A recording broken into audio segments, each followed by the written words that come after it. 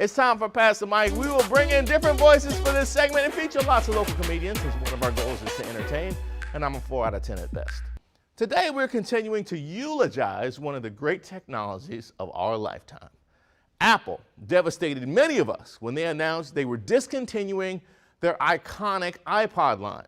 The tech giant said it will stop producing iPod Touches, the last vestiges of the music player they first launched in 2001, but slowly got phased out once iPhones grew in popularity.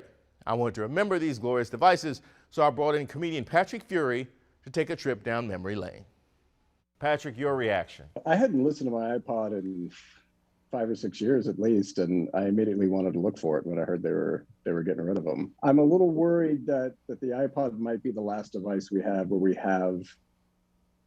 we have full control over our music, because now it seems like I need a corporation's continual permission to listen to Rage Against the Machine, whether it's Spotify or iTunes or whatever. So I think we're losing a little something. I might have to go back to CDs, at least have those to like. That's a fair point. I mean, there's something to feeling ownership over something, and also feeling the investment in something Right. when you decide to go buy it.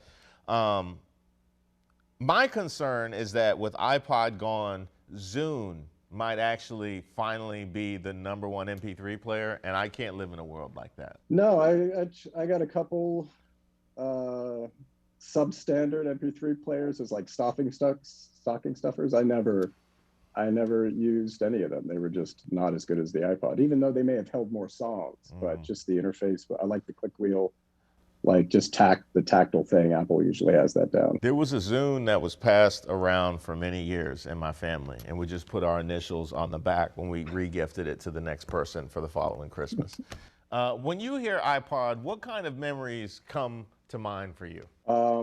Initially, that was my last couple of years in the Army, just sitting in the desert, listening to tunes. And then after I went to college, just driving in my car, headphones in, illegally trying to make the class on time. I think about I was living in New York and riding to comedy shows and listening to Lil Wayne mixtapes, because you had to download the mixtape before you left and put it on your iPod, which was a whole process. Don't download the wrong thing.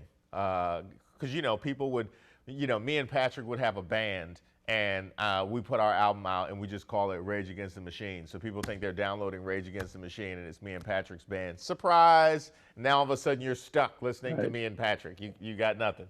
But yeah, being underground, listening to Lil Wayne mixtapes on the way to bombing in a bar in New York City. That will be my iPod memory. Oh, there was no feeling like thinking you were about to open up that next Lil Wayne mixtape and you hear it's Patrick's band or somebody else that just mislabeled it so they can get their music out. By the way, I happened to go back to New York this weekend. Do you realize they had the nerve to tell me I live in the South? They told me I lived in the South because I live in D.C. I'm still recovering emotionally. If you want to hear more from Patrick, he has a podcast called Unapproachable that you can check out wherever you get your podcasts.